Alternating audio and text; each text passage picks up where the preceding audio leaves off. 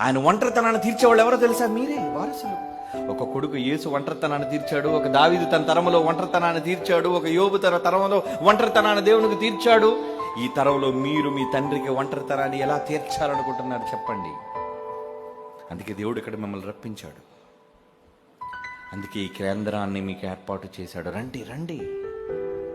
ఈ సార్వత్రిక క్రీస్తు సంఘంలో, ఈ బైబిల్ ఓపెన్ యూనివర్సిటీస్ లో ఈ మహాజ్ఞానం ఎక్కడ ప్రపంచంలో చెప్పండి? ఎవడైనా చెప్పాడు ప్రపంచంలో? ఎనీబడి? ఎవడు చెప్పలేడు. కారణం దీన్ని గుండెలకు హత్తుకొని అర్థం చేసుకున్నది మేమే అని గర్వంగా చెప్తున్నాం. మా నాన్న అర్థమయ్యాడు బాగా మాకు.